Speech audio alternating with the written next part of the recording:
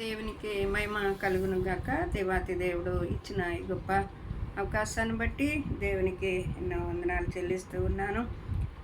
దినవృత్తాంతముల గ్రంథము 2 దినవృత్తాంతముల గ్రంథము 14వ అధ్యాయము 19వ వచనములో ఆషాపు రాజు గురించి దేవుడు ఇక్కడ మన కొరకు రాసి పెట్టించాడు.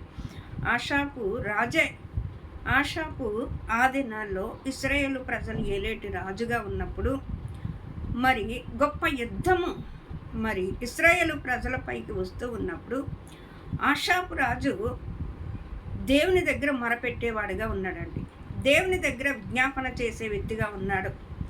ఈ దినాల్లో ఎక్కడ చూసినా భయంకరమైన యుద్ధములు, భయంకరమైన గొడవలు, ఒకరినొకరిని కొట్టుకుంటూ ఒకరినొకరు చంపుకుంటాం.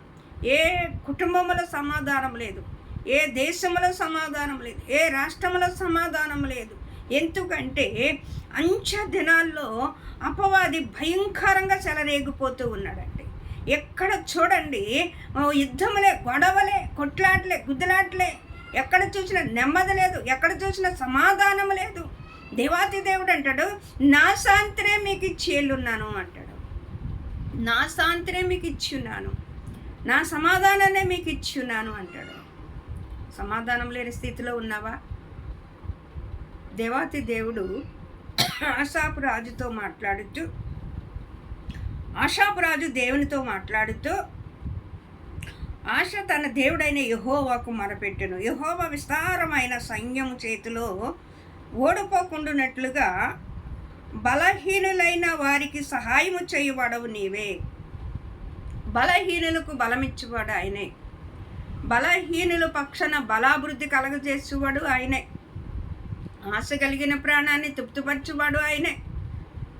దేవాతి దేవుడు నీ యుద్ధములన్నిటిలో నీ పక్షంగా యుద్ధము చేయవాడు.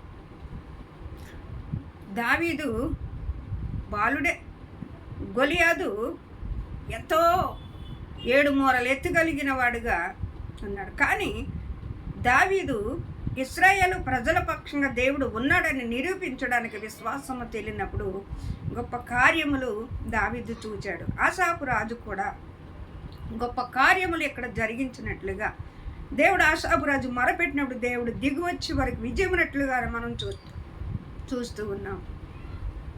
దేవాతి దేవుడు పక్కన నువ్వు మొరపెట్టినట్లయితే నీ ప్రతి పరిస్థితిని దేవుడు విడిపిస్తాడు. దేవుడి కొద్ది మాటలు దీవించును గాక.